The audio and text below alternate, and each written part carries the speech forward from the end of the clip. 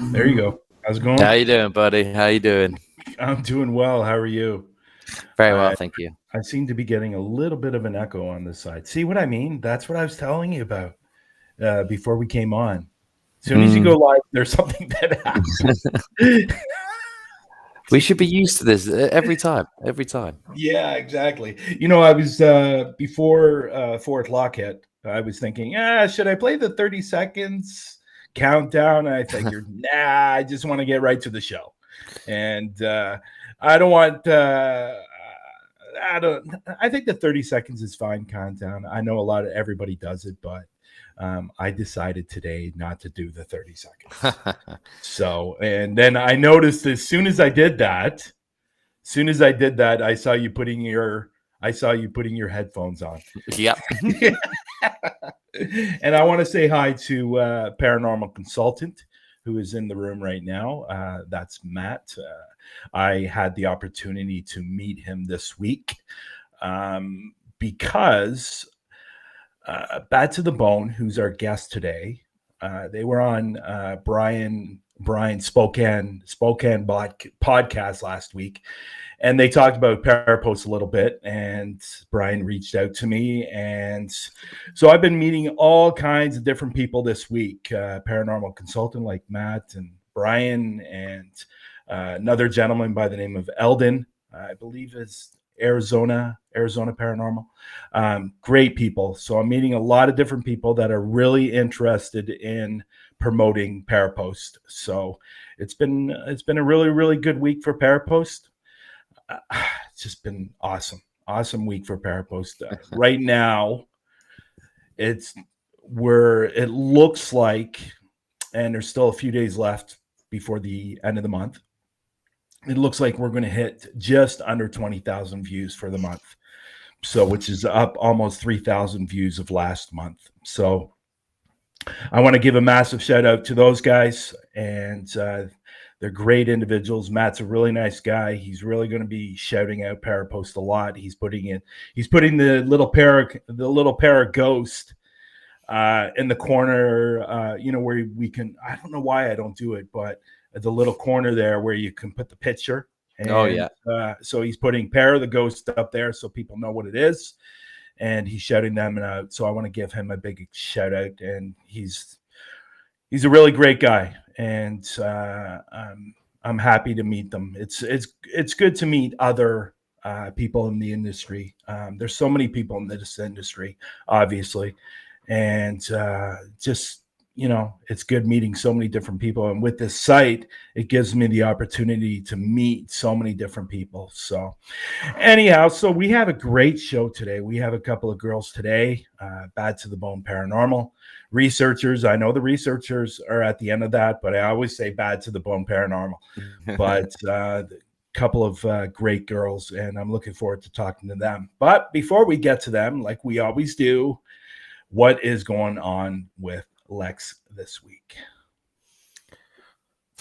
Well, this week's been a bummer. So obviously, I wanted to put a video out today, and not happening because I was working every day this week, so I haven't had the time to finish the edits.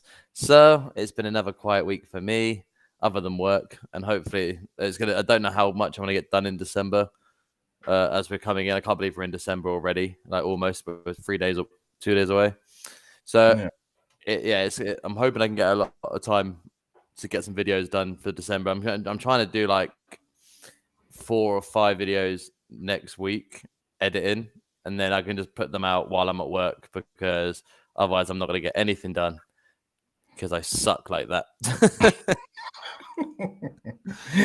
Oh, that's funny. So working a lot. So when I asked you this before we started the show, how many hours do you do a day when you work? So between 10 and 12. Wow. That's a lot. That's a lot of hours. Yeah. And it's not a bad job to have. I love my job, but the place I work is awesome as well. The food's great. So it's a lot of fun, but yeah, it's a long time to be on your feet. Yeah. So you're working behind the bar, right?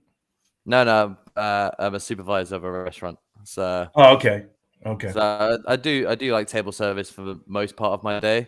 And occasionally I open the restaurant or I close it instead of a manager. Yeah. Isn't that what Rob from the Patrol does? He works in a restaurant too, right? I believe he does. Yeah, if I remember Yeah. I'm trying to remember when he mentioned it, but yeah. So Yeah.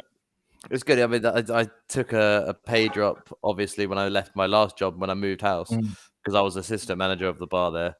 But I dropped down because one, I needed more free time to do YouTube and yeah. do paranormal stuff, and I couldn't do that on my manager's hours. But also, I didn't where I work now. The tips are so good that the money from there is actually paying for stuff for my channel. So that's what I'll be. Oh, that's cool. That's what I'm saving up that money for. So I've got a nice little chest in there with all my cash tips in it, and I'm just going to keep building and building, and hopefully get some new equipment and stuff like that. And that way, it's paid for by the people I've given food to, which is great. So what's going on with the room? Your room in your place? Is it almost done So yet, or what's it going on?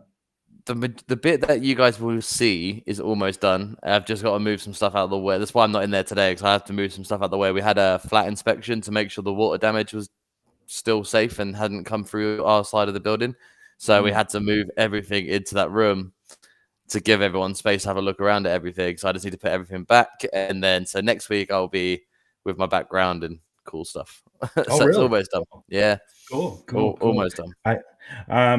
I am looking at a guest right now for next week, but like I always do, I sometimes leave it to the last minute. But I got so much going on right now that it's really hard to.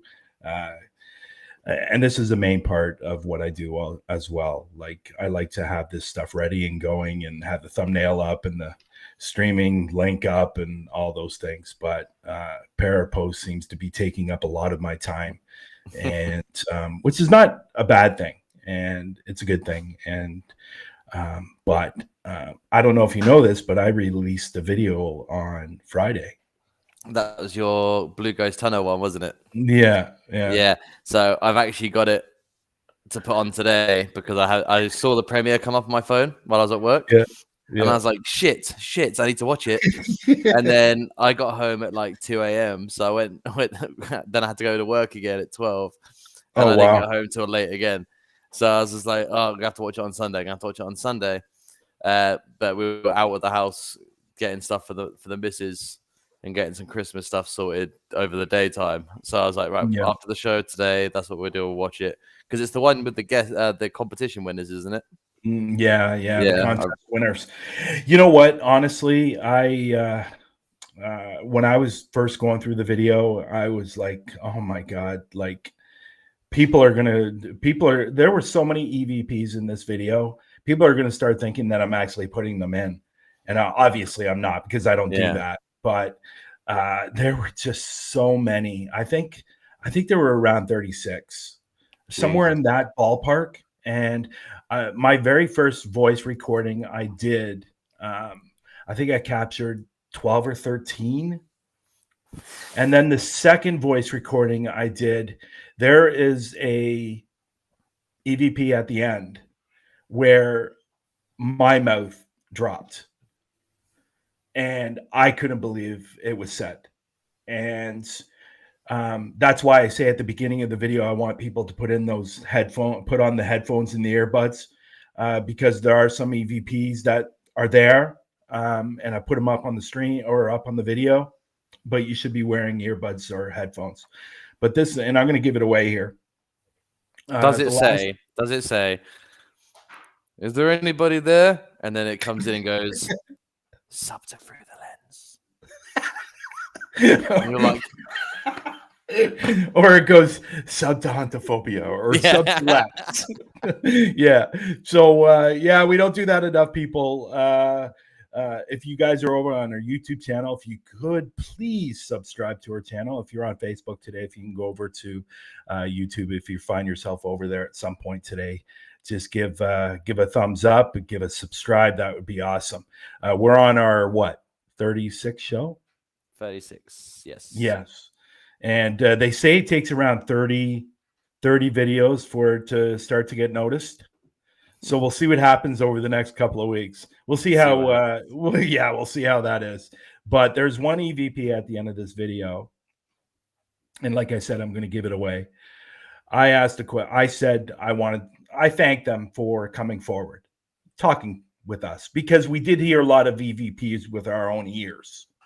And I said, thank you for coming forward today. We really appreciate it. And this is what it said. Like, I'm still flabbergasted. It said, "That's all right, Bryan." No. And that's holy shit, dude. Okay, definitely. Yeah, I've made this joke all the time about your name being said by these EVPs. I've made that joke so many times. So it's so cool to see it. yeah, it was just, and before that it said Bryan. And then right after that, it said, "That's all right, Bryan." And my mouth dropped when I heard it. And I said my name throughout the video, so obviously they know my name, but I've been there like 4 or 5 times also. So do they know it from that? I don't know. But at the end of the day, I'd love to know if they get excited when they see you come in, like when they know that you're back. Like, it's really weird to think about it from the other side. Like, you obviously you get excited to go there because you know that you're gonna get stuff. But I wonder, like, can you imagine from a spirit side of things, like, because they know that you come back all the time, they must just be like, "He's back. He's back. He talks to us. He's back." I don't know. Do you think spirits get excited? I don't know. I think they probably could. To be fair, I mean, we've noticed while doing this job that we've seen or heard emotion from them, mostly sad, like a lot of it quite sad, but there is emotion there. So maybe it isn't just the one thing they can hit, or two. Because obviously we've seen angry and sad are the two common ones, but I don't think it's beyond the realms of reasonable to assume that they could potentially be excited at people coming in, especially if they're stuck in there. Yeah, it's something I've always, it's always been in the back of my mind.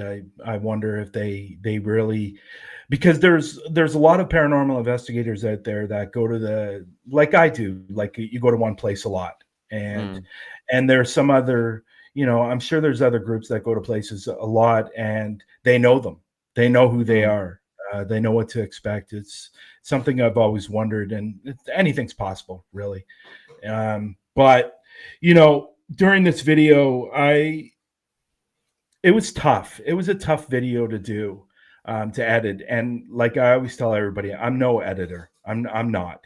And I will admit that for sure. But it was tough in this video because there were times where the people were talking and whispering to each other. So you have to be really, really careful when you're doing a video like this, because they could be saying something and it could be them, or you're thinking in spirit. So luckily I had the camera footage, yes, but I also had GoPro footage too. Unfortunately, I couldn't use it, but so I had to go back and forth. So this video ended up taking me almost 40 hours to edit. Oh, so I remember last week, the last time we spoke, you were 18 minutes in, and you'd been doing it for like ages. Yeah, it took me almost 40 hours to do it. But at the end of the day, it was a good video, and it seems to be getting a few views, which is good. And hopefully people will go over and watch it today or sometime this week, because I want people to really see the experience that these people had, because they had a great experience. And what I liked about this video as well is, and these people got to hear it. They got to hear the voices with their own ears, and they were stunned. And I did an interview. We did interviews at the end. So I put in the interviews of everybody's experience and what they thought. So it ended up being a longer video than I wanted, but it was very hard to cut because there were so many different EVPs that were coming through. And I do remember you were consulting, but you were like, I've got one that says this, like, but I don't know if I can put it in. And I was like, yeah, put it in. You can put it in. And I do understand. I do remember you extensively telling me how hard it was for you to put certain bits in and out. And 40 hours, I think you've done a good job to get it done in that amount of time. 40 hours is a long time to do a video. Let me just fix my camera here. It is. I sat up and my head is cut off. Anyways, so let's get to the girls. Wait, one more sec. I just want to say a quick thank you to the patrol, just for, I don't know if you saw it, that they went to Strawberry Hill House a few days ago and did a video there. And if you know, that's one of the videos I did 2 Halloweens ago. I just want to say thank you for shouting me out in their video. And I'm putting all the English places that I've been to on to Parapost's haunted spots, and that's where they got it from. So I just want to say thank you for them for shouting me out, and I hope they enjoyed that location. Yeah, I haven't watched that video yet. I will watch that video. But yeah, I did see that actually. So let's get to the girls. Bad to the Bone Paranormal. What can I say about these girls? Okay, research it. What can I say about these girls? I met these girls several months ago. They're huge supporters of Parapost. They shout out Parapost all the time. I shout them out all the time. They're just great girls. I watched their live with the world's largest ghost hunt, which was great. Maybe we'll talk a little bit about that today. But it was just a fabulous. They're just fabulous girls, and I think they're awesome. And I can't say enough. I can't say enough about them. And I just enjoy. I talk to Angelina quite often, and hopefully you guys are going to enjoy them. I'm sure you will. But here are Bad to the Bone Paranormal researchers. I never get it. Researchers. Get off. It's so long. It's so long. It's such a long name. And you can't do the initials of, B, T, B, B, P, R. Yes, you yeah. can. It's being lazy. It's just, what's that? So, of course you can. It's B, T, B, P, R. I can say lazy. it. Yeah, maybe a little bit lazy, but thanks for, you know what? I really appreciate everything you've done for Parapost. You guys have been awesome. I know Christina's an expert at Parapost and doing what needs to be done on Parapost, but you know what? I can't say enough about you girls. You girls are just awesome, and not because you support Parapost. Yeah, that's true. But you're awesome in other ways as well. And I just enjoy everything about you. So why don't we get into this? Why don't we get into, for new people in the room that haven't met you before or haven't seen you before, why don't you tell us how you got into the paranormal investigation field?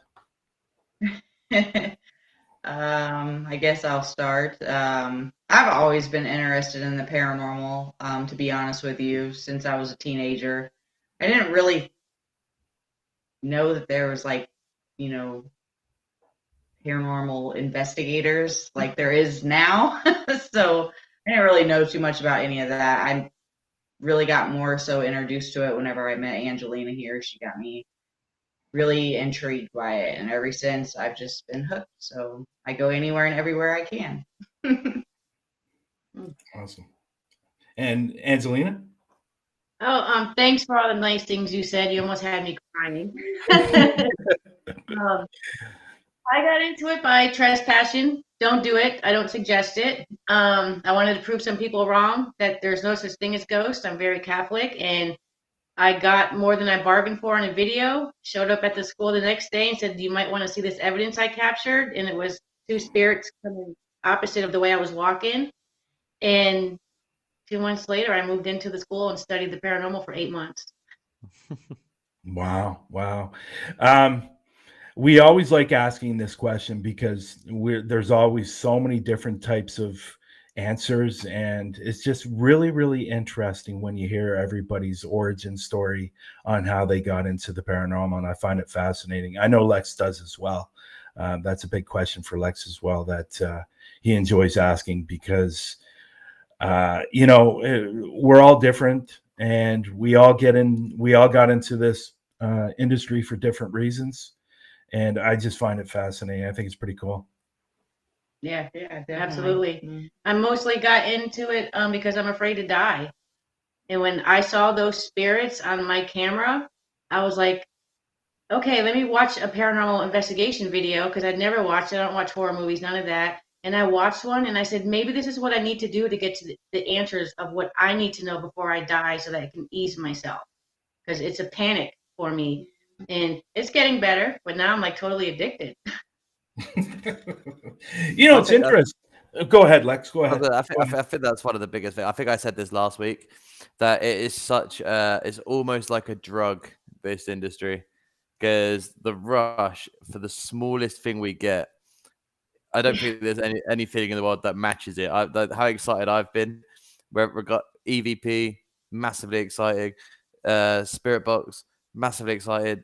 Something knocks on the wall behind you, massively excited. It's just a massive rush. I can see exactly. When I started, I've always been into it. Spent most of the time for the last 10 years watching videos on it. Decided last year to do it myself. And I think from the get-go, the first thing I caught, I knew that this is something that I'm going to do potentially for the rest of my life. I reckon I'm going to do it I don't think I'm ever going to stop doing it, because the rush is always good. It's always there, man. It's so cool. It's funny. I just had a thought in my head, and I don't know why I thought of this. Lex pulling up in a wheelchair with his voice recorded. Mate, Matt, I would do that. I'm like, hey, get out my building, kid. Yeah. I'll have to get like cameras attached to the handles of the chair. and in the back of the chair, so you can catch all views. Get those like 360 3D cameras. So I can look at it on my phone from the front, and all I got to do is I can see behind me all the way. My grandson will have to help me do it. And yeah, your grandson's going, okay, can we go now?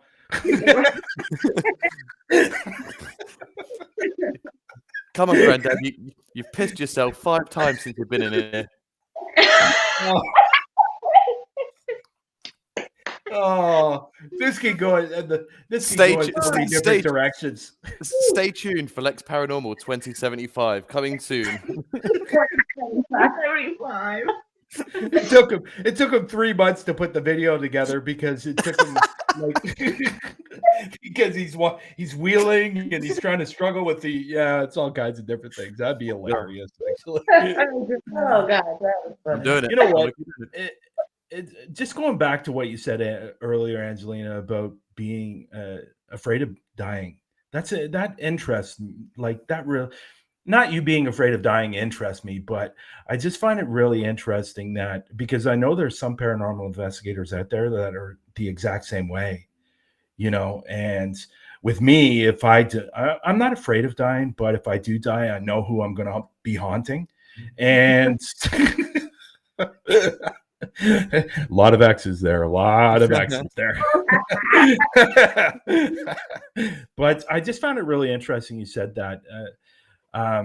It's curious to me. Now, the more you do this, the more is your mind at ease about it?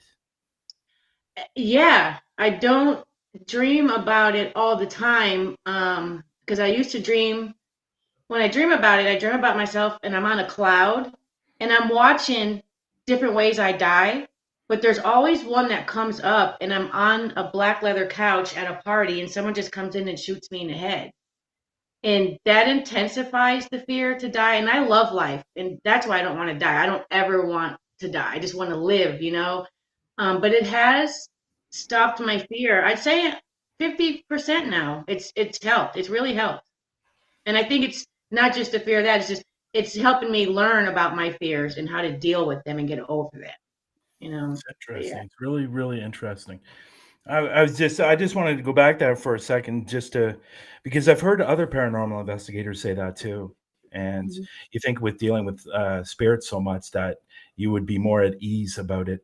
But have you ever looked into what your dreams mean? Yeah, one time I did, because I kept having this recurring dream, and I was younger, maybe in my 20s. Teeth kept falling out of my mouth in little tiny pieces, and I couldn't get them out. They just kept coming and coming. And I looked up that dream, and it said that somebody close to you is going to die. And whenever I have that dream, somebody passes away in my life. So that's one of the worst dreams ever, because I know like in a couple of days somebody's going to be, and it sucks. It's terrible, because I feel like it's really happening, and I can see myself in a dream, and I got my finger in there and I'm trying to push out all these tooth pieces, and It's terrible. So after that, I just don't look it up no more because it made me even more freaked out. Yeah, that is freaky. I don't remember any of my dreams for some reason. I don't know why. Never have. Anyways, I just found it interesting. Yeah, definitely lucky me. I don't want to see, teeth falling out in my dreams, for God's sakes. Who would want to see that? Jesus. Well, when you watch Lex Paranormal 2075, that will happen to me a lot in the video. So. But yeah, so I just want to pull up something you said as well. Is that you said that you're Catholic, and how does it? I've never asked this as well, so I don't think anyone's ever brought up. I know that people have asked me if I have any religious beliefs, and I just don't answer it. But the way that, do you find the two both support each other, or do you find subtle contradictions in both? Like, let's say something happens in paranormal world and you don't think it, you're like, but that can't happen because this says it can't, and then vice versa, the other way around, where religion says something can happen, but you see it happening in real life. Like, is it hard to maintain a good balance of both? It was in the beginning, because I was fighting myself, like, this is not what God want me to do. But then I remember, like, catechism and communions and confirmations and going to church and what the priest would say, and it's very similar to what I've learned growing up. And I think for Catholic people that we should believe in spirits because they talk about it in the Bible. Mm-hmm. So I don't find it contradicting at all. For me, the hard part is getting my family to understand what I do because they're old traditional. And that's really hard, especially with my mom. Yeah. But I get so I was trying my hardest not to laugh at that comment. Thank you, Matt. That's awesome. Yeah, that's great. So why don't you tell us about your latest investigation or an investigation coming up? So I'll tell you about our latest one, and Christina can tell you we got one coming up tomorrow, and it's the first ever for Bad to the Bone investigation type. But we recently went with Haunted Kentucky, and we did some urban exploration, and we went to this home in Estelle County, and that county's famous for being really haunted. And we went to a house in the middle of nowhere. There was no trespassing signs, not that it would have deterred me, but it's called the Devil's House. And the story is there were two brothers drinking, and they got drunk, and one brother shot the other one and then shot himself. And I'm thinking, what? And then we walk in there, and there's wine and liquor bottles everywhere in this house. And it was really creepy. It was scary. I think more scary for Haunted Kentucky. The guy didn't want to come up the stairs, and we're like, well, we're going. He's like, well, you can't just see me by myself, but we are. So that was interesting. We did that. Then we went to an old Civil War cemetery that was in the middle of the woods. And we're out here. It's like 30 degrees out. It's raining. And we make it out there okay. But, this is our first time urban exploring. So we're coming back, the three of us, and we lost our trail. So we had to keep hitting the car button to blink the lights. But it was amazing. We got some good evidence. We put the vortex dome on top of one of the tombstones, and we got some good responses back with that. Then we went a couple other little places, but we definitely want to go back to the Devil's House because there's a house on the side of it that's abandoned too that we think they owned. But there's definitely some creepy and bad in there. And I think we maybe about 30, 40 minutes. We posted some of it on our YouTube page, but definitely felt like someone was watching us from the outside. And then when we were inside, it felt like someone was watching from the outside. And then when we were outside, it felt like somebody was watching from the inside. I felt a heavy presence around me the whole time, but not uncomfortable. Yeah. I just want to give a shout out to Haunted Kentucky. He's in the room. Yeah. Hey, what's up? Hey. We'll see you tomorrow. He's going to come with us tomorrow. And Christina will fill you in on that. Oh, yikes. So Tomorrow we are actually doing our very, very first home investigation. Oh wow, that's great. That's great. That's awesome. I love house investigations. So can you Yeah. tell us a little bit about what's going on there, or do you know? You'll have to do that one. Well, we can't say much because Haunted Kentucky is watching, and a couple people that are going, because we're bringing 2 teams with us, team leads and one of their team members, because this is a first for us. So we want to do it right. We don't want to make any mistakes. We're not there to cleanse anything or remove anything. We're there to find answers. On the way to the World's Largest Ghost Hunt, our friend brought us over to this guy's house, who's now our friend Daniel. And we had no clue what we were being set up for, but he was setting us up kind of to walk into the house. You guys feel anything? What's going on here? And at first I got kind of upset because I don't like to go in blind like that. For me, it's dangerous. And then I was like, okay, let me just do him a favor. He's reaching out for help. I can't say why. Mm. And then something happened to me, and I called out what I saw, what happened to make what I saw, or what happened to the person that I saw. And the guy was floored, and he was like, oh my God. And then as we went through the house, Christina started sensing stuff. And I'll tell you one thing, I got a disembodied voice that said, look for initials in the wood. Just like that, look for initials in the wood. And I turned to the homeowner. This is what's being said. He took me to a spot where there was initials in a wood tree. Then he took me to a playhouse him and his brothers used to build in, and there was initials carved all in the wood. So, Wow. yeah. That's cool. So, That's very cool. Very, very cool. so he's searching for answers, and I'm nervous. I'm more nervous than any other investigation I've ever went on, because this is someone's home. He's getting ready to sell it, so I hope we do right. I hope we do our job well. Oh, And it's I- kind of nice to be a first with my team member. Instead of her always being a first, it's going to be a first together.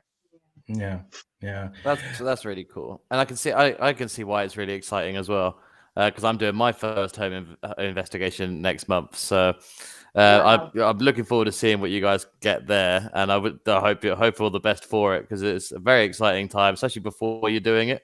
Because I feel like, just like you, I want to do it correctly and stuff like that. But it sounds like it's going to be a really good one, especially with look for initials in the wood, and there's stuff on the and there is initials carved in stuff.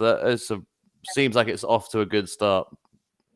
Yeah, I hope so. I hope so. Yeah, right. There's been 3 generations of family that live there, and I've been doing some research and some stuff the homeowner doesn't even know yet, or nobody knows but me. So I'm going to give everybody some questions to ask and see what we can get. And I'm hoping for closure for him, because he's looking for some deep closure concerning an issue. So Wow. we definitely are not going to go live. We will ask the homeowner after it's all said and done if we can share things after that, but we won't be going live. I don't think we will ever do that from a home investigation. Yeah. From what Yeah, it's understandable. A lot of times they want to keep their privacy, and don't want people to know what's going on in their home, and which is completely understandable for sure. Yeah. So yeah, we're excited. Yes, We're excited.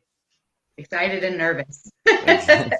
It's a happy medium to be in. It's a little gray area that I enjoy being in, happy and nervous. It's always a good little spot to be in. Yeah.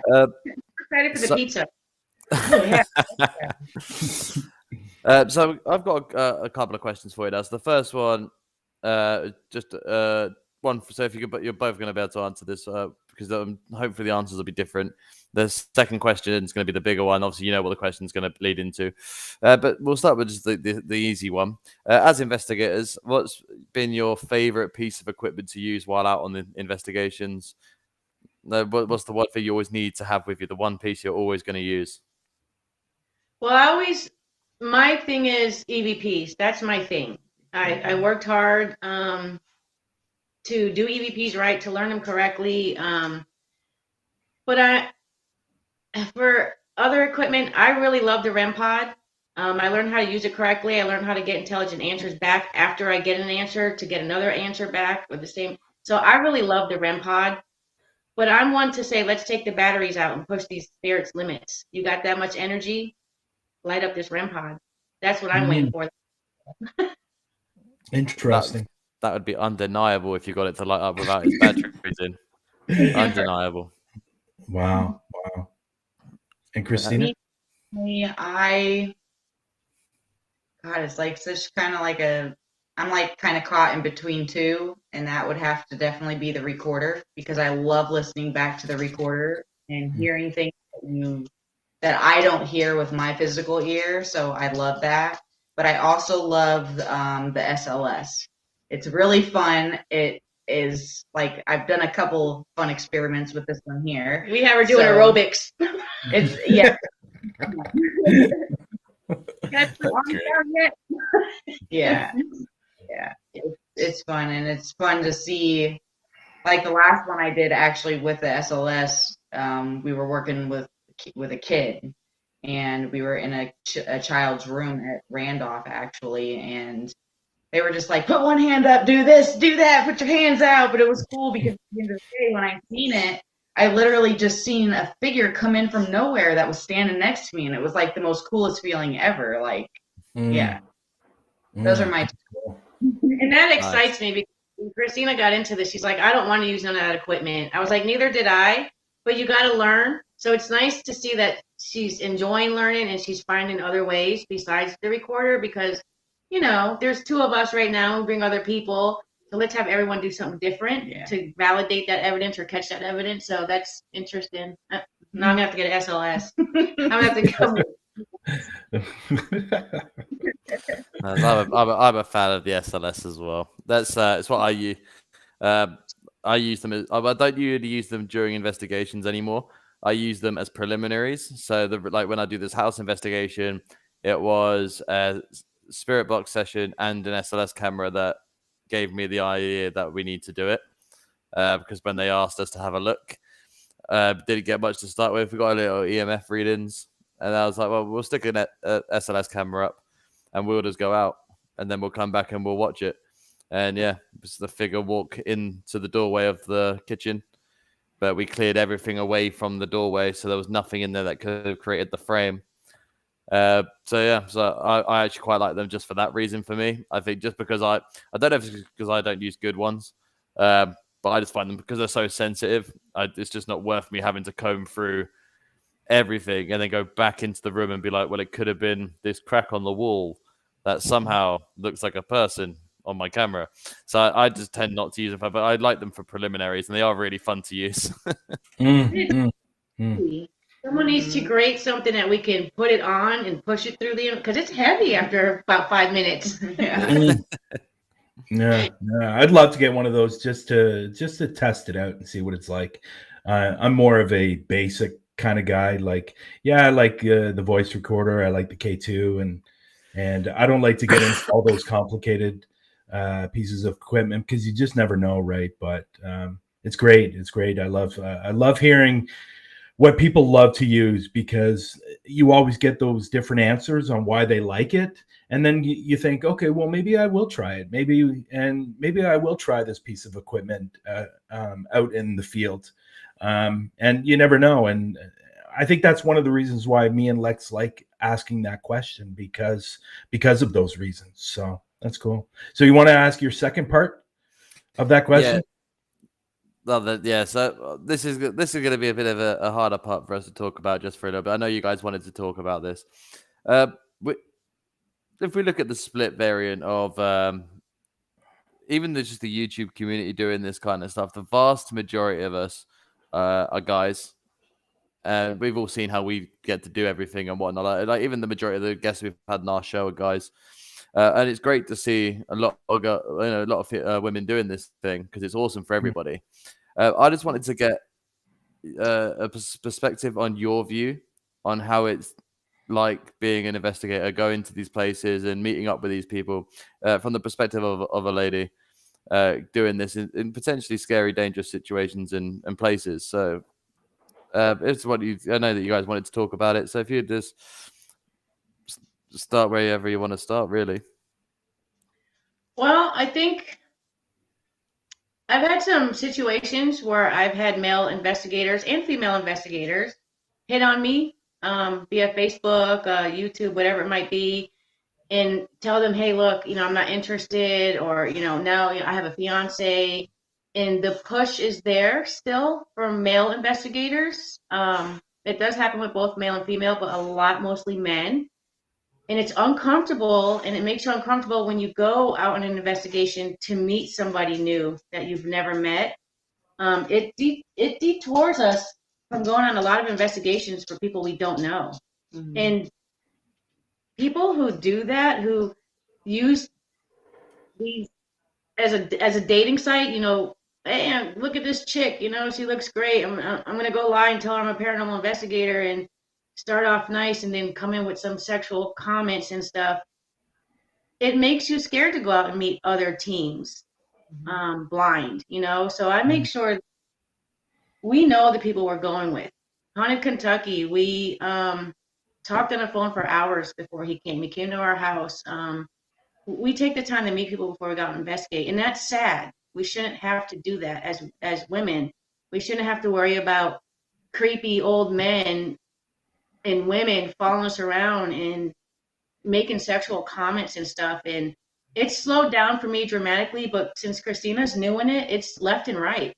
It's left and right, and it's making her uncomfortable. Yeah, just a little bit. I mean, I've had a couple people, inbox me, and it's just like the conversation starts off nice in the beginning, but then it just starts going downhill, and it's just like, it makes me wonder, does these people just like create these accounts and say that they're in a paranormal group just to stay it? Are you actually in a paranormal group and you're doing stuff like this? Because if there's anybody out there that's watching that it's not okay to do. Like, it's just not, because I want to be comfortable going out around people that I don't know. And I'm already a person that it takes a lot for me to trust you. Like, I just don't open up to people like that, So when people do stuff like this, it makes it harder for me personally, because I'm a quiet, chill person. I stay to myself. I don't bother people, and I just want the same respect back, Yeah. Completely understand. Yeah. It's go ahead, Lex. Go ahead. Yeah, I was gonna say, because this is the one when you said that you wanted to talk about this, I wouldn't say it took me 100% by surprise that this has happened, because I'm definitely not surprised. But it's just not the place you'd think we'd get it, especially in we're here to look for ghosts and stuff. That's what we do for fun. You wouldn't think that that's going to come attached with sexual harassment from people who are doing this as well. I think it's said quite rightly by Consultant in the chat there that it's absolutely disgusting behavior. And it's sad that it is deterring you from meeting people that you don't know, because some of the best things I've done are with people that I've never met before, men and women. Thankfully, I'm one of those guys that's not a creep in the inboxes, and I don't do weird stuff like that, unless it's Brian. Obviously, I'll send Brian some freaky stuff. But sorry, Brian. But I know you're kidding. Yeah, but it's like, it all comes down to, like you said, like you have to put a lot of trust in the people you go, not only just to go and meet them anyway, because it is scary. But if someone, like, I don't think I would question anyone if someone told me there was a YouTuber doing the same thing as me. They had a channel with up to 15 videos on it. They had a Twitter account. It all looked cushy. I would trust that information straight away. So I'm like, yeah, cool. They seem like it's going to be great. You go into situations where you have to have full trust in each other, because you don't know what you're about to walk into. And then to have a threat that you don't see potentially happening in the house that you go into, whether it being homeless people or whatever, the person you're supposed to trust is then going to sexually harass you as well. Like, it's a horrible place to be in, because potentially doing investigations is dangerous, and you need to rely on the people. And when you go and meet someone for the first time, you want them to have your back. Yeah. And not be looking at you in a weird way while you're stood in front of them. If that makes, I'm trying to say it really tactfully here, if that makes sense. Yeah, no, it makes sense. You're we're there to worry and do the investigation, not to have that extra worry of, is this creepy guy over my shoulder? It's dark in here. How close is he standing next to me? But it happens, from my understanding too, it happens to husband and wives. We were talking to somebody the other day, and we brought someone's attention to them that is bothering Christina right now. We took care of that. And he said, yeah, that same person hit up my wife and asked her for pictures. Like, they get so creepy, they don't even care. They can care, and it is scary. And I just hope that every team out there that's got women on it and men, that you're watching out. We're 2 women right now on our team. We have not been out by ourselves to investigate because of this reason. We always make sure we go with people we know, and it stops us from getting to know other people. Yeah, off of, instead of just talking to them on Facebook. It's hard. It's really, really hard. I know when I first started my paranormal investigation career, there was a man I walked up to at the school, and he says, hi, my name is so-and-so, and I'm an atheist. I said, hi, my name is Angelina, and you look like a child molester and a serial murderer, because he was bald like and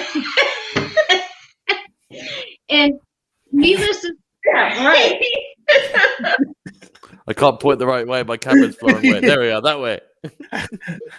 And needless to say, later he ended up in prison because they found out he had done some things to his daughter, and then her daughter, which is his granddaughter. And come to find out, he was harassing women during investigations, and no one ever said anything about it until he got charged with what he got charged. And this guy was 76 something years old. Oh, wow. And have been for over 50 years. And I'm alone in the dark with this guy. Like, what the? I'll tell you what else is really worrying as well that you've brought this up, and I didn't think about this until just now, actually. How many, Brian can tell you, how many people have we had on this show who do tours and bring people along on investigations, strangers? We bring a lot of people that do it. And if you're, there are teams, people on teams that go out and do this. Can you imagine if they're doing that to the guests that you bring with you? Yeah. And how much of a letdown that's going to be for a member of the public who just wanted to have this experience for themselves. Yeah. However old you are. That's funny you say that. We talked to somebody yesterday, and Christina had went to a location. I'm not going to call it out because I don't want to put the location in a bad spot, because it's an amazing place. And the tour guide was hitting on me for like the whole time he gave the 4-hour tour. Yeah. Like, first of all, way too long. And he kept bringing up sexual comments, and I'm thinking, and he didn't care that there was men and women in there, men way bigger than him. This is an older guy. And it made Christina and me and everyone just so uncomfortable that it ruined our investigation for the night. It was just like, that's all I could think about was this guy. Like, how dare you do this? And we're here spending money to do what we love to do, and you're profiting from it too. How dare, And then we just found they had an issue with him, and he got caught touching some investigators a couple weeks ago at the same location. And we're going to do our due diligence and justice, and we're going to let the owner of the facilities know our experience with this man in March to save other people. Absolutely. And that's what I was thinking. Like, if anybody else is in your situation, what would be your advice on taking care of it? Confront it head on. Put a stop to whoever it is that's harassing you head on. Block them. Get them off. And then go to people that you can trust in the paranormal community to help you call it out. Me, I'm a bold, blunt person, so I'll just slap your shit right up there on Facebook, and I don't care. Because to me, if I save one person from this person, I've done my job. And keep men on teams that are, co-ed teams, keep the women safe. Keep them safe. And women, something happens, say it. Don't be afraid to say it because a man says, oh, well, your paranormal career is over. Screw him. Don't listen to that, because we get that a lot too as women. Go ahead and say something and your career's over because I know so many people. Don't be afraid. Don't let it happen. think about the next person, you know, just shut it down. Shut it down. I'm just going to put this comment that Matt has said, and I think it's good comment. Thank you, Matt. Yeah. So, you know, I'm glad you girls brought this up. I'm glad you wanted to talk about it today, because at the end of the day, it's something that's really not talked about. Like, honestly, it's not. Like, I rarely hear anything about this. And when we spoke during the week on the phone and you said you wanted to talk about it, it surprised me, but didn't surprise me. Does that make sense? Like, it's something that we never talk about. And I'm glad you guys wanted to talk about it today, because I think it's important. I think, like even Matt said, the para unity, you know, we're all out there trying to accomplish the same thing. And men, stop being pigs, and women, because you said women earlier. Right? Yeah. So getting back onto a lighter thing, but I'm glad you guys, brought it up, because it's important.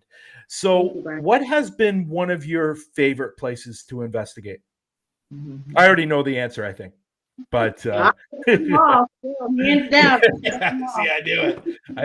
Yeah, I do it. But why don't you tell the people that are new in the room that haven't met you a little bit about Octagon Hall? So Octagon Hall is in Franklin, Kentucky. It was a home that James Caldwell built. It's an 8-sided home. It's an octagon. He just wanted to be different. There was a reason to why he built it that way, and I forgot, because there's so much history. But the long story short of it is, during the Civil War in 1861, 62, 63, they would cross that property. And I think it was the Confederate soldiers that were sitting there. They were getting ready to move one day, and the Union Army, us Yankees, just took tens of thousands of them out. I mean, there's like 10, 11, 12,000 soldiers on his property. But the guy who owned it, Caldwell, he allowed the soldiers to come in and use it as a lookout, because there was a train track behind the house, and they would come through there, and there was underground tunnels. So there's a lot of death on that property. They even have the slaves buried there. They have a little girl who died in the home that's buried there with her mother. And it's just not the inside of the house. It's the whole property. Yeah, absolutely. But we spent 16 hours there, and it did not stop. It did not stop. There was no break. Yeah. No break. It took us a week to recover. We were just, but it made. Every time I think of that place, I think of that ball movie. That's what I was going to say. We, our first piece of evidence we caught within 30 seconds on an EVP. No lie. We were in the basement, and I made fun of a friend that we brought, and I said, do you want me to go? Are you going to, no, I said, are you going to be okay if I leave you alone? You're not going to be scared? And then all of a sudden, the obelisk comes up and goes, go. And I'm like, did you say go? Am I right? Did you say go? And then it said right. And then I got a headache, and I got very sick to my stomach. So I said, I'm leaving you guys. I went up to the second floor with Oldham County Paranormal, great team.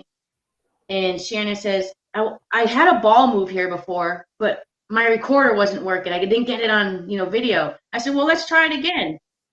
Man, we tried it for about an hour, and it blew my mind, because that ball, with the energy from all three of us girls up there talking, it just started moving, and I was pooping my pants like, oh my God, because I had never seen an object move in my 4 years of doing this, and we were lucky enough to be smart and catch it from two different angles, So, oh, well, the girl with the phone was pushing it. No, because she's the one in front. And that was amazing in itself. Like, I was blown out of my mind. I was just like, and some people are saying, oh, it's the static from your t-shirts that moved the ball, No, I jumped my big fat butt on the floor this close to the balls, and there was a wooden floor, and nothing was moving.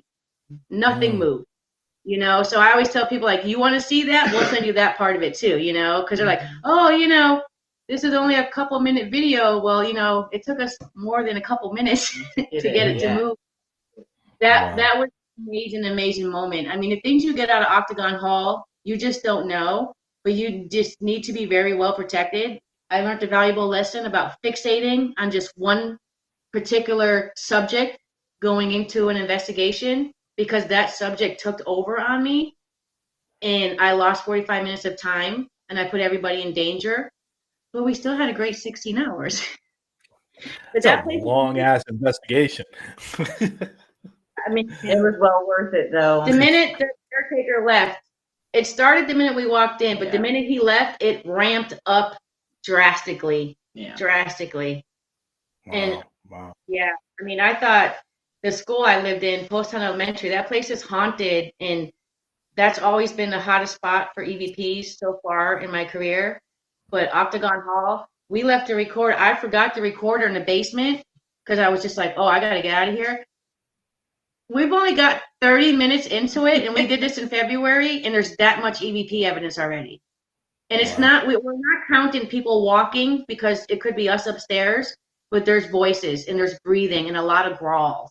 Yeah. And I mean, it's 13 hours to still have to go through, but that ball was, wow. That was the best evidence that we've ever captured. Wow. I'm complaining about an hour and a half video that I had to go through. You guys are going through a 16-hour video. Good Lord. I don't think any of us have really gone through it all yet. I mean, we got a lot of audio and video between us and the other teams. Yeah. It's like so much. Like even going through the 30 minutes of the audio, like you hear so much in it. So you can just imagine like how long it's going to actually take us to go through it, because we have to stop every couple seconds or every couple minutes to write down what we hear, you know? So it's, it's scary.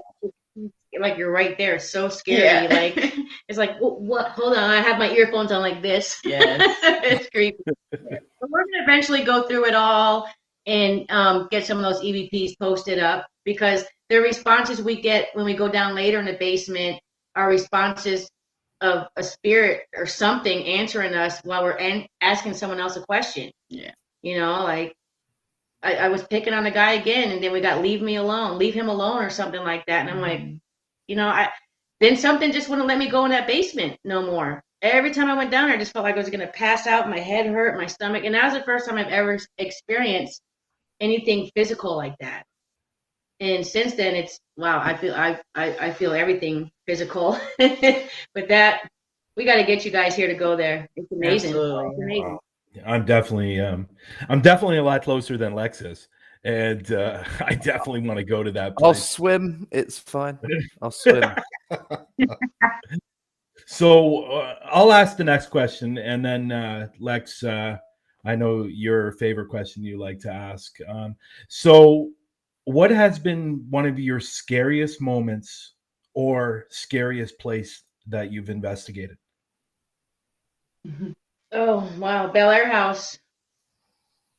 I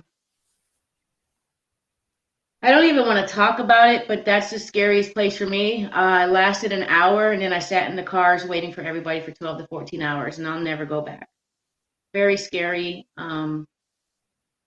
Makes me believe in hell now. So maybe there is a contradiction now. And now that I think about it, I put that in the back of my head. But that place is nothing nice, or it wasn't nothing nice to me.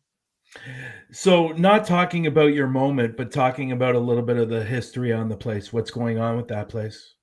It's basically a murder house. Somebody was murdered in the home.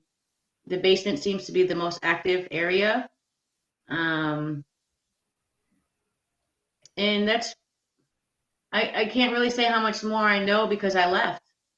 I was learning how to go into, and I learned with all these different teams, you know, their ways of investigating in different ways. So at Bel Air House, I was taught how to go on blind investigations without researching. And yeah, it was bad. It was bad. Yeah. Well, I won't get you to talk about it. And Christina, what's yours? Mine was definitely at Octagon Hall, and it was around the time when she actually lost time. That was probably the scariest moment for me. We were with other people that were well more experienced than me, but it's like when it started happening, nobody like really knew what to do, and everybody just kind of panicked and freaked out and just kind of looked at me, and I'm like, I don't know what to do. So I had to kind of figure it out, but it was definitely a scary moment, a learning experience, and it's something that I'll never forget. Apparently, And that's I'll never remember it. and it's and that just goes to show that, you know, and we talked about this on this show so many times on how dangerous paranormal investigation can be at times. And you know, it's scary, but at the end of the day, we continue going back. We can continue going back and doing what we love to do, and that's the most important thing. So hopefully you don't have a moment like that anytime soon again. But you never know, right? You just never know. So You don't know her anyways. Like I like to push the envelope. yeah, You know, definitely. I'm in this because I'm afraid to die, so I need to know. And I get a little provoke at times, not over stupidly, but I need to know, and I'll push the envelope. But this time I'm going to tell people what I'm doing, not just do a theory or experiment by myself. there you go. The lesson was learned in this particular investigation. I can tell. So that's at the end of the day, we you know, we move on, and hopefully we don't experience that, like I said earlier. But you just never know. You just never know what's going to happen, and you always have to take those precautions, right? So, and I know you do. I know you girls are safe, and but again, there's a lot of investigators out there that like to push that envelope, you know, and I try to avoid that because I know what the end result's going to be. But sometimes what happens if you don't, if you're not getting anything, sometimes you do have to push that envelope just a little bit, right? So I definitely think it's something I'm guilty of. I'm very, I think I'd say the same. I'm not too over provocative, but there are times where I'm a bit demanding because one of the things I like to say is that I've made the effort to come all the way here. The least you can do is show me the courtesy to show me that you're here. And I kind of pushed that envelope a little bit where like someone told me I was a self-entitled person once for it. They were like, it's very self-entitled of you to assume that they have to respond. And I was like, well, maybe it is a little bit self-entitled, but I am going to be sat here for 10 to 12 hours. So the least they can do is show me that they're here with me. That's all I'm asking for. One piece of evidence. So sometimes it does. I think someone said before that I come across as very I can come across very demanding or provocative in the video, but I'm very careful about where I do it. Like, let's say the house investigation I'm doing, I'm not going to be very provocative there. I don't want to cause any negativity. But if I'm in, like, I think the last one I did was the woods, and I got very aggressive with one because it was grabbing my partner or pushing into her neck so she could feel it. And she felt so uncomfortable she couldn't be on camera anymore for the whole video. So she just kind of trailed behind with my cameraman to try and keep herself safe. But in that video, I got very demanding. Then I was like shouting at it to let it go of her. And I think I said places like that, I'd probably do it, gets a response. But places like home investigations, home investigations. I have not committed felonies. Home investigations. I'd be less prone to do it. And same again, like if I went to a murder house maybe or something that felt bad, probably wouldn't come across as pushy as I normally do there. But yeah, I can see it. I like pushing the envelope a little bit. It excites me. Well, apparently it wasn't fun at that moment. I don't remember it. Fun. Wasn't grabbing me. That's fine. I didn't lose time. I never want to be touched, but I'm always like putting people up. I'm like, hey, world's largest ghost hunt. I'm like, come here, Christina. You spirits have the permission to touch her, pull her hair, flick her glasses. I always put it on other people, but provoking. I believe sometimes you got to do that. Think about it. You got to provoke them a little bit to get shit out of their mouth. So maybe you just got to provoke those spirits a little bit to get a little more comfortable with you, just in a nice provoking tone. That's how I look at it, how I justify it. Well, I think there's a fine line between light provocation and full-on disrespect. I think that's where I think it's hard for some people to see the difference between the two, because there are some investigators who are completely disrespectful when they go. Yeah, we won't go down that road. No, and that upsets me greatly. But there's people that do that. But then there are people that provoke it, and as long as you're not being an asshole, and you know what you're doing, I don't see an issue with a little light provocation, like poking the bear. I was like, go on, do something. Oh, we got the right side. It's like that. It's like that video I put up on Friday. The first 2 minutes I was there, I said, "We're here to respect you as long as you respect us," and I think it's important to say that. Respect me. Throw something at me, bro. Do it. Because I'm quite. When I trespass, and I say, "Respect that I'm here." No, you just trespass. Do I even have the right to ask that? All right. I'm sorry that I broke your window to get in here, but respect me. That's great. I think it's a tough line. Well, I'm going to move on to my last question for you guys. And as Brian likes to point out, I dressed this question up in so many different ways. Found a new way to ask it this week. Let's say me and Brian, we found the lost Bank of Atlantis, which had all the money in the world in it, and we stole that money. We then cleaned that money through various paranormal businesses, and then we gave you the rest of the money to go anywhere in the world and investigate. Where would you go? Wow, that was completely off the wall. I know. Right? I've been working on that one for a week. How much money would pass through customs? Well, will I get arrested going through customs? I go and I did a 6-week study on the Mothman. So my next biggest thing has always been, even when I was a kid, I was interested in it, but not in a paranormal sense till now, is I want to go investigate the whole Jack Ripper story. All of it. And spend as much time as I need to there to get some kind of valid evidence, because you hear so many different stories about it and they're told different ways that I'm like, I just need to know for myself. I need the right answer. So that's where I would go. I'm just making sure that I'm not being an idiot, because I usually am. Are we on about the Jack the Ripper in the UK? Yes, in the UK. Yeah. Okay. I didn't know if there was more than one, because I'm like, I know Jack the Ripper. I'm very familiar with. Where is that actual story, or where's the place where he was and did all this? Do you know? Top of my head, not too. What part of the UK? I'm curious about that. What's that? What's that? Some alley somewhere. You just grab the girl by the hair like a cave and bring her to the alley. I believe it was. It's definitely London, but more specifically, it was a certain district of London, which I believe. I think it's Whitechapel in London. Yeah, I think it was, and it was in 1888. I think it was big, like the big active area. So yeah. Whitechapel. Wow, that's cool. And Christina, where's yours?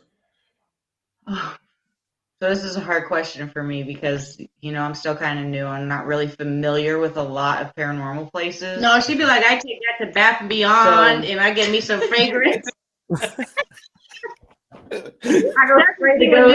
I'm like, you go somewhere good tonight? No, I'm just kidding. But I was right. Yeah, the answer in the chat. I was correct. Whitechapel, London. There you go. Whitechapel, London, 1988. I got the year right. Go I almost said 1988. That would have been wrong. I was going to say that's the year I was born. Well, you look damn good. No, 1988. Oh. He said he was going to say 19. Personally, I think I would probably go anywhere and everywhere that I could, and I think I would just make like a whole worldwide trip out of it and go wherever I thought was interesting. And would you bring Brian and Lex? Heck yeah, you guys can come if you want. You guys can hold on to that clean money. Yeah, there you go. I'm assuming money that we find in Atlantis would still be good currency. I don't know.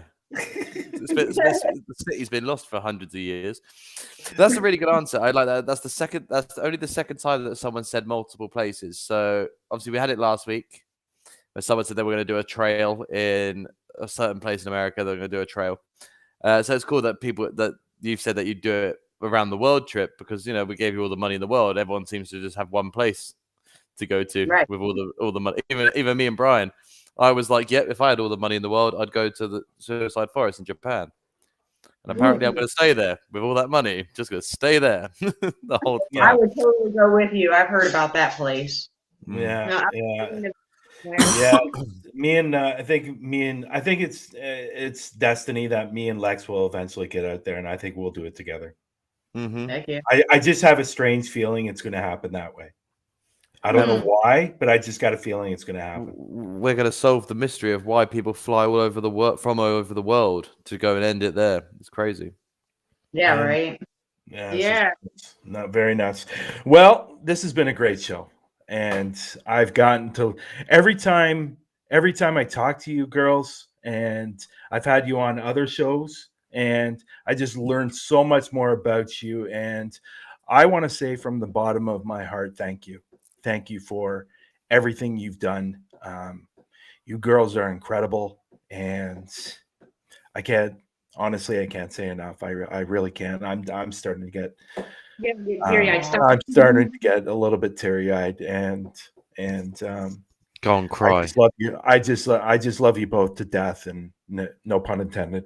And it's just and it's just incredible. And I'm glad I met you both. And as we go on to the future, I'm hoping that one day that we'll all be together and doing a paranormal investigation and just having a great time. And thank you so much for your support on Parapost and everything else you girls do, because you girls are going to be incredible investigators, and you're going to be very, very popular, and everybody's going to know who you are. And I'm hoping one day you guys have your own show. I really, really do. And because you girls deserve to be on there, honestly. And thank you so much for being on today's show. I really appreciate it. Brian, we appreciate you, Brian. We appreciate all your helping us out and shouting us out to everybody and introducing us to Lex and having you on the shows.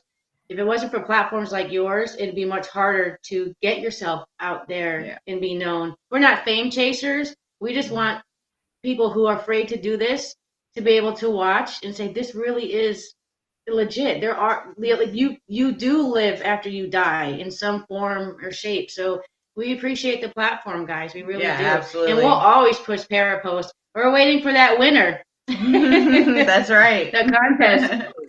We're waiting. You know what? For people that don't know, we do have a contest on Parapost. It's been up there for quite a few months. And once we hit that magic number, somebody will win a trip to Kentucky. It's Kentucky, right? And have an investigation with Bad to the Bone Paranormal. And where that investigation is going to be, and it's going to be next year, and it's going to be at the world's largest ghost hunt. So it's going to be awesome. So if people continue sharing out Parapost, somebody is going to win that trip for sure. Nice trip to Randolph County Infirmary in Indiana. There you go. Oh, it's Indiana. I was saying Kentucky. Well, that's okay. They meet us first. Yeah. But thanks again for being on today's show, and we will definitely talk soon. All right. Absolutely. Thanks, guys. Thanks, Thank Lex. you. Thank you very much. It was a pleasure to meet you, and thank you for sharing that tough segment that we did in the middle there. Thank you very much for coming on and having a say. I think it's very good of you to do that. So thank you. Thank you. Thank you. Bye, guys. Bye. Wow.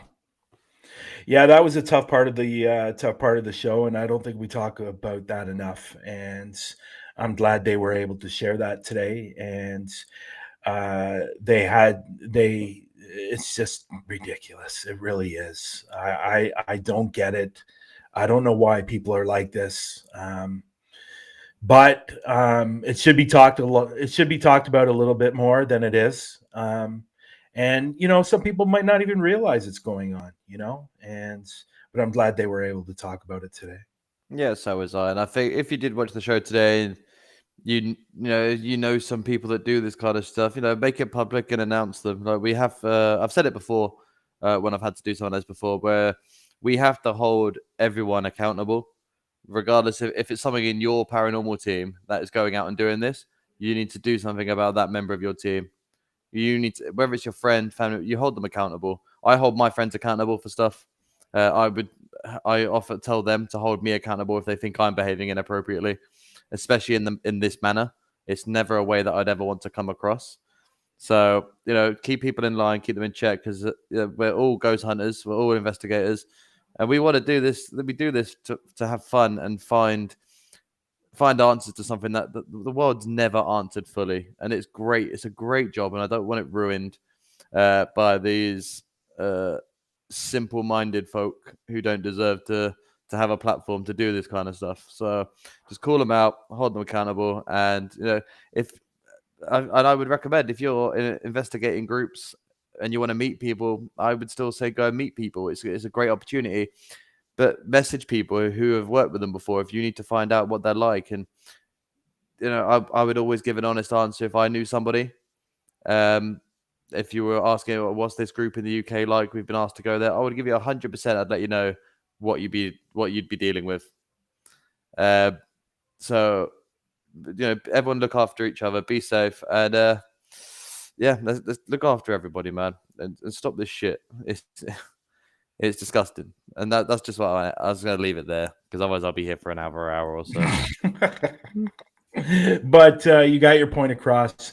And I want to thank everybody that came into the show today and your support. If you can go over to our YouTube channel and subscribe, that would be awesome. We will have another guest next week. And until next week, everybody have a great week and a great day.